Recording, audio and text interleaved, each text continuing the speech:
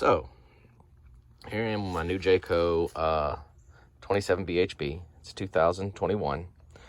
And last night, after having it in the driveway for about 36 hours, the battery was almost dead on it. I'm on shore power, have been on shore power the entire time. So the battery should have been charging off of the house converter while it's on shore power. But instead, it actually went dead on me, and I could not figure out why. What I found out after looking around was that the battery disconnect switch was turned off. This one here. Now, my understanding of the battery disconnect switch from the instructions and from the wiring diagram is that the battery disconnect switch should turn off power from the battery to the coach to all the 12-volt systems in the coach, with the exception of the power tongue jack, the breakaway switch, the optional 12-volt refrigerator, which is kind of strange, and some other items, the solar charge system, the tow vehicle charge system, stuff that that you might want to keep connected when you're traveling, even if you disconnect the battery. I would have thought the battery disconnect switch would disconnect the entire battery just for safety reasons and for discharge reasons, but apparently for the safety of having power to some of the emergency systems, they do not fully disconnect the battery switch according to the instructions. Now the problem is, the way this battery disconnect switch is wired in this unit is, instead of disconnecting the battery from the 12-volt systems inside the coach, it actually disconnects the battery, the charge line from the that goes from the converter to the battery to charge it. So in other words, when you turn this switch off, you disconnect the line that goes from the converter to trickle charge the battery. And I'll show you why. Right now it's turned on, and there's 13 volts, completely disconnected. So this is converter power, 13 volts from the coach being converted over from shore power. And when you turned it off,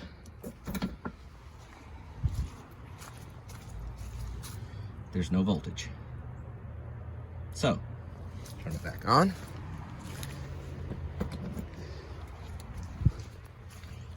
Back to 13 volts. Now I'm going to turn this off to connect the battery, just to prevent sparks. And to connect the battery back. It sparked anyway, because it's not completely disconnected. There's a load on it.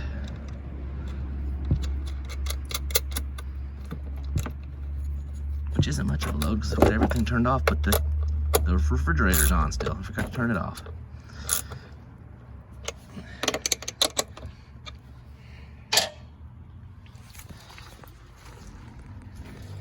I'm going to turn the switch on.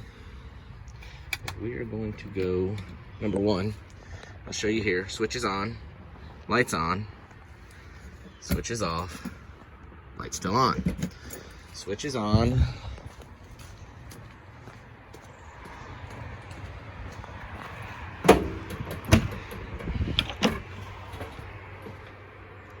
Coach lights are on.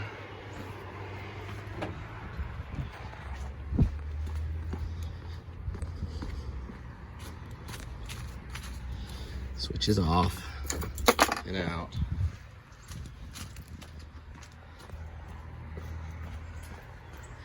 And coach lights are still on.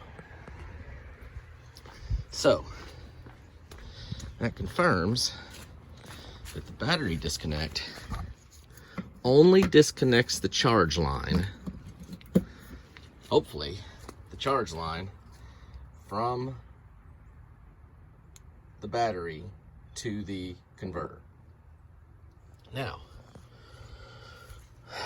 that actually, even though it is not what the instructions say it's supposed to do, that actually is what makes more sense. Because if the battery disconnect isn't going to disconnect the entire coach, why even have it? Because the whole purpose is to keep your battery from going dead when it's sitting in storage and not on shore power. If it's going to power the refrigerator, for example, and some of the safety systems, then it'll still have a parasitic draw or a huge draw from the refrigerator, and it'll still drain the battery down over a period of time.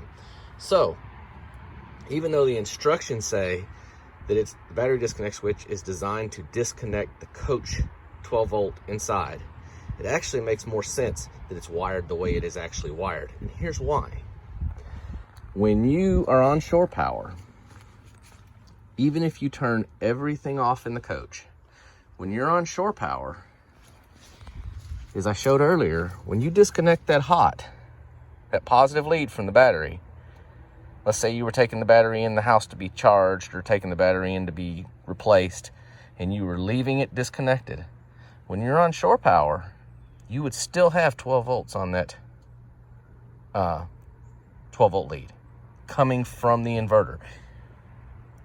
Even if you had the battery disconnect turned off, if it was wired the way the instructions say, there would still be 12 volts on that lead, because the inverter is designed to allow it to trickle charge with the disconnect switch off per the instructions. Now, the way it's actually wired, if you turn that switch off, there can never be 12 volts on that line. Well, I can't say never. There can never be 12 volts on that line from the inverter. I haven't tested it to a tow vehicle. There very well could be 12 volts from the tow vehicle lead, but there's definitely not 12 volts from the inverter the way it's wired right now, with the battery off and that lead disconnected. So you wouldn't have to worry about it sparking, or if it were to lay against the frame, or actually blowing the fuse if it were to lay against the frame accidentally while you've got it disconnected. So, as I was saying earlier, even though it's wired completely differently from what the instructions say for the coach, and even though it does not disconnect anything inside the coach when you turn it off, the way it's wired actually makes more sense.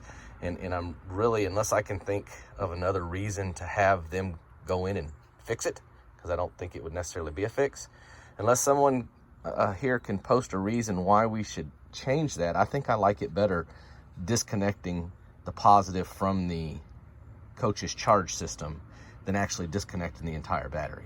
If I want to disconnect the entire battery, I can install a throw switch, a marine grade throw switch out here between the battery and the coach, and disconnect everything. At least this way I can leave it on shore power, throw the disconnect switch, and not have to worry about shorting anything out if that was to ground against the frame. Welcome anyone's comments, both here on the YouTube video, and also I'll probably post this within the Jayco forum. So if you guys have any comments, please let me know. Thanks.